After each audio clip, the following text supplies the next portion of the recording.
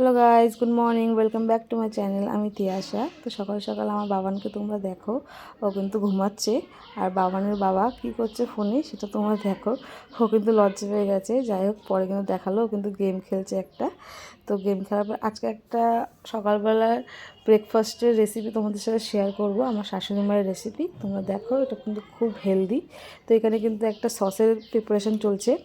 যেখানে গার্লিক নেওয়া হয়েছে, লঙ্কা আর ধনেপাতা।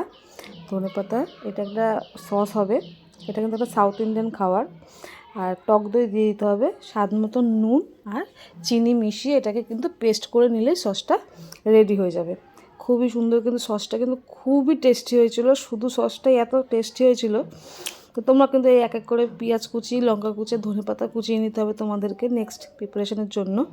তো এখানে কিন্তু চালের গুঁড়ি পেস্ট করে নেওয়া হয়েছে, আর তার মধ্যে মিশানো হচ্ছে সুজি।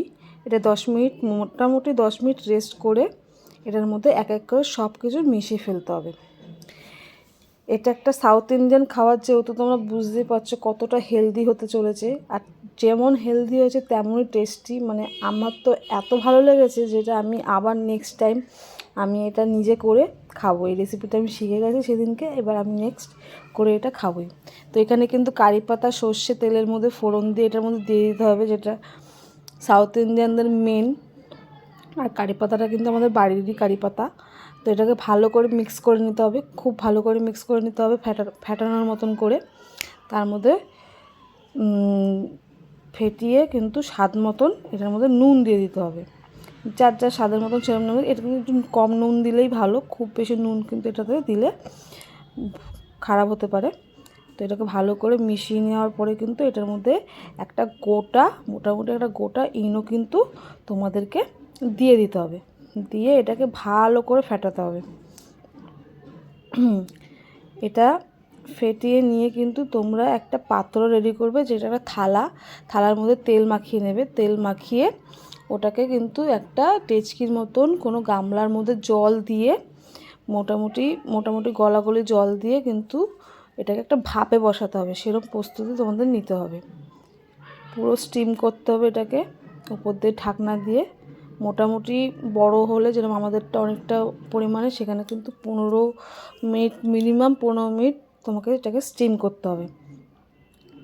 দেন স্টিম করা পরে কিন্তু এটাকে একটু চেক করার জন্য এরকম টুথপিক বা কোনো চাকু এরকম ঢুকে দেখতে হবে এটা ক্লিন আসছে কি না। যদি ক্লিন আসে তাহলে এটা হয়ে গেছে। তো আমাদেরটা মোটামুটি কিন্তু হয়ে এসছে। আর একটুখানি রাখলে কিন্তু হয়ে যায়। দেন এটাকে কিন্তু খুব ভালোভাবে ঠান্ডা করতে হবে তোমাকে, পাখার তলায় করে এরকম পিস পিস করে কেটে নিলেই কিন্তু রেডি হয়ে যাবে।